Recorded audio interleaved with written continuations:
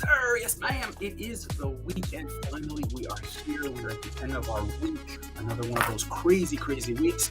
My name is David Solomon from the Rat Network. My friend Stuart Brazil will finally be back, hopefully next week. And we'll both be sharing this chair again in terms of ranting and raving like a bunch of crazy guys as usual. Unfortunately, we are also in the throes of putting together a new promo, new everything. So a little bit of low tech in the last little bit. So we apologize, but we will be up and running by this fall with a full blown, exciting opportunity, whatever. But you know what? Let me tell you something, folks. There's one thing that just absolutely turns my gears, and I'll use that expression because it's fascinating to see how things work today's world, and that is hypocrisy. That's right, hypocrisy. Politicians, the media. I mean, we're all hypocrites in our own way. I totally get it. We will all say certain things and then go, we don't exactly need it, or we'll say something, do as I say, not as I do, with all these kinds of things that we've done in our lives. But the media, and let's just be realistic, our politicians have to be held on a higher regard, on a higher ground, and much, much, much higher than what you and I do, because that is what our expectation is, right or wrong. That's what it is.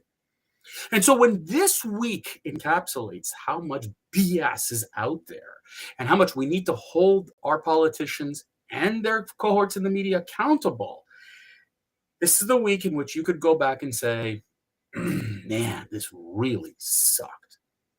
So let's start from the beginning, right? A couple of stories that happened this week that really shows the hypocrisy, both on the US and the Canadian side of the border. And I'll start with yesterday's news that President Biden tested positive for COVID. Now, listen, I don't feel bad or good at this point about COVID, because really, unless you're really, really old and really, really sick, it's really, really, or even whatever it is, COVID sucks. And the number one question, which we always ask about COVID, is how do you think you got it? Where do you think you got it from? And when President Trump got it during the election campaign, he was lambasted for his lack of, protection and who he was with and blah, blah, blah. And he was ripped, of course, for everything because, when he breathed, he was ripped.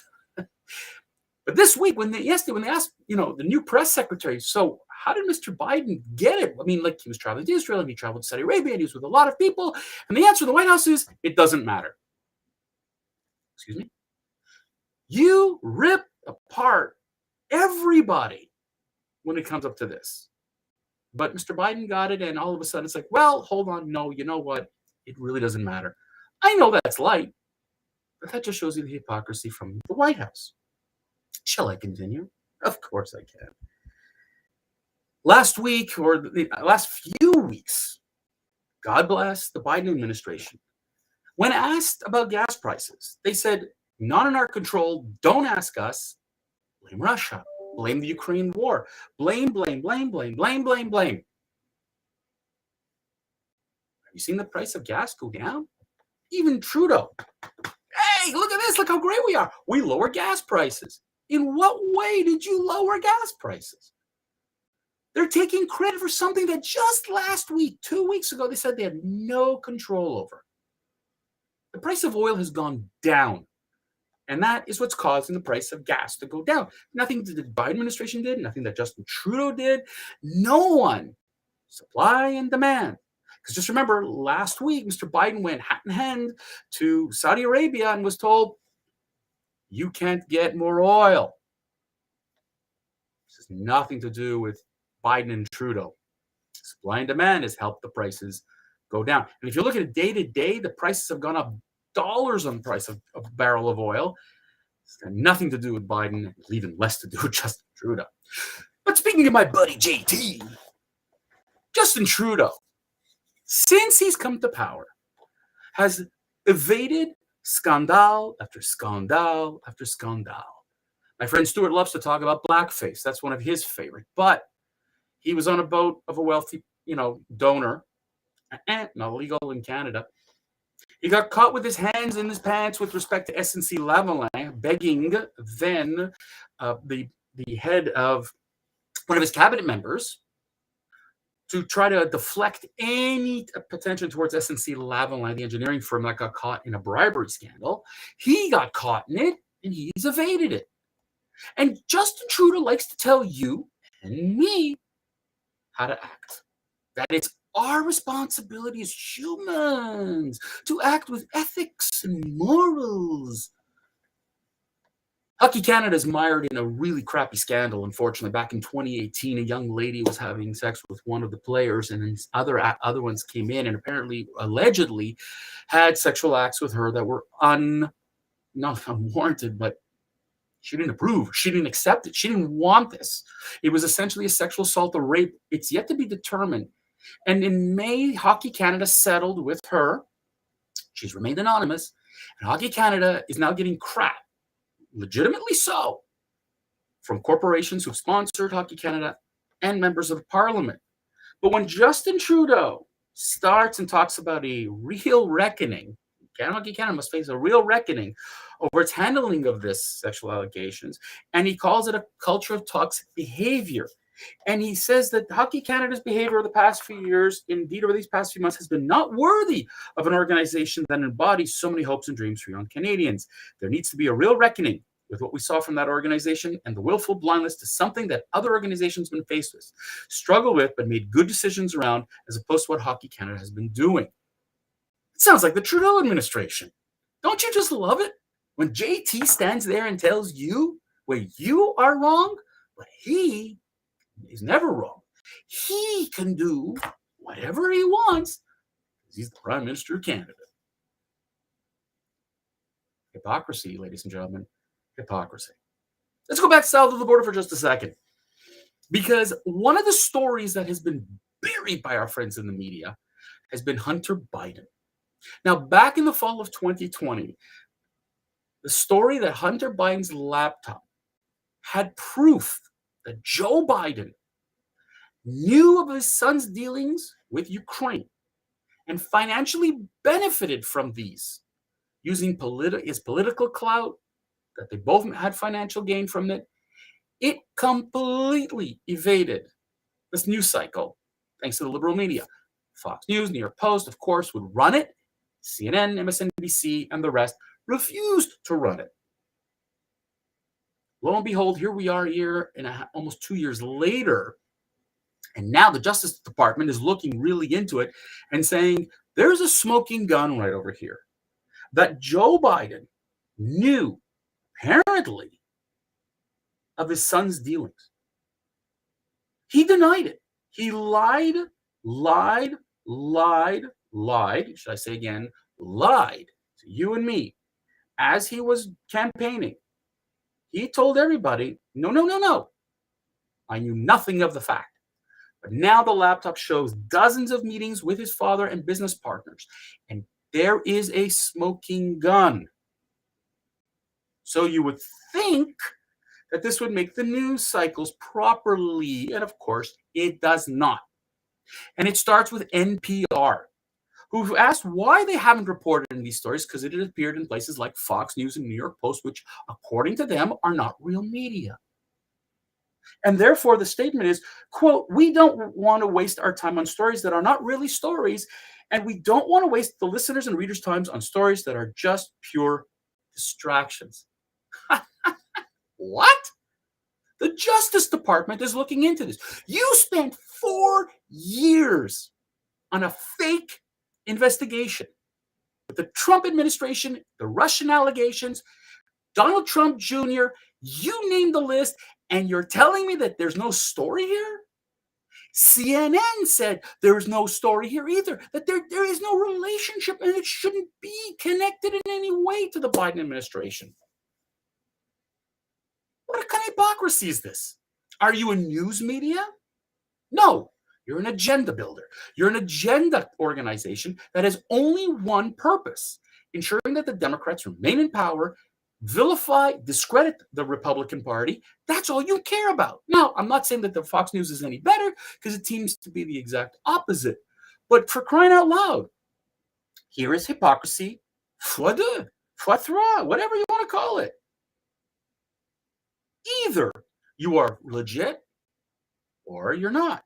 And the news media continues to show how illegitimate they are, because at no point do you and I have a say in what they report what we do have a say is to cut them off. And when they lie to you and me and they're hypocrites about the fact that they're a newsworthy organization, you could laugh.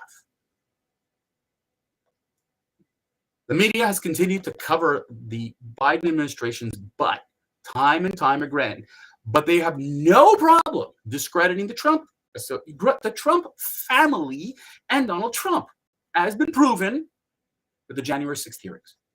Yes, you see, one of the comments that the Democrats and the media have said is that if the Republicans win the House and or the Senate in November, be careful, because they're going to start running all these useless and nonsensical hearings trying to discredit the Democratic Party. How odd, isn't it? Isn't that what they're doing right now with the January 6th hearings? They brought in Liz Cheney, the clown, the crackpot of the Republican Party, onto this committee as the vice chair of this committee without fair representation, of course, without fair, ability for the Republicans to go and question the Nancy Pelosi's and others of this world. No. We're here to discredit and spend more money because we didn't spend enough money on the Trump investigation, James Comey, the Russian allegations, and so on and so forth. That circus didn't matter. This one matters. But it's funny how, again and again, whenever the light is shined on the Biden administration in a negative way, the January 6th hearings become more relevant. Watch the media cycle and you'll see. It's not about finding fact and truth. It's about discrediting. It isn't about, really going into the heart of the problem, which, by the way, isn't that the job of the police, the FBI, not politicians? Should politicians be investigating a justice matter? Oh, God, no, please, God. And yet they have the chutzpah, the gall, to put it out there. Once again, pure hypocrisy. Shall I continue? Oh, I have more. This week, AOC, Rashida Tlaib, Ilhan Omar, the Squad, and other Democrats decided to protest abortion. You see, the Roe v. Wade, overturning has turned into this new circus by the Democratic Party and by, the woke, as we need to create havoc. And the havoc here in this case is, let's pretend that we're getting not only arrested, which they sort of were, but that they were being handcuffed. They stood with their hands behind their backs, all of them, pretending to be handcuffed. They've denied it, saying, of course not. But remember, this is the same group of people that, like IOC, ran to the border, cried on a fence about those poor children, those poor immigrant children who are in cages. She hasn't been to the border in a year and a half. And by the way, those same children are still in cages. This whole business about abortion, maybe she agrees with it, but to pretend she was arrested and being handcuffed, it's vile. It's vile. It's about getting a snapshot. It's about getting in a newspaper. It's being about, us talking about her in glowing terms, how great she is. The reality is that AOC, Rashid Tlaib, Ilhan Omar, and all the rest of them are nothing but hypocrites. Nothing but hypocrites. They were arrested in a pro-choice protest, wanting to pretend what they do. The final piece of the hypocrisy, and I'm going to slam this nail in, is thanks to Nancy Pelosi's husband, Paul. You and I have no right to benefit financially from insider trading. It's against the law in Canada and in the United States. It's against the law to go ahead and to know about something and consciously go buy a stock and to benefit once a news cycle happens. Paul Pelosi bought $1 million worth of stock, and he's going to benefit financially thanks to information known on the inside. You and I have no right to that information, but they can. And they're allowed to benefit financially, and you and I cannot. Can you explain that to me? This is what politicians have been doing. This is what the media has been doing. And this is all in 1 week's news cycle.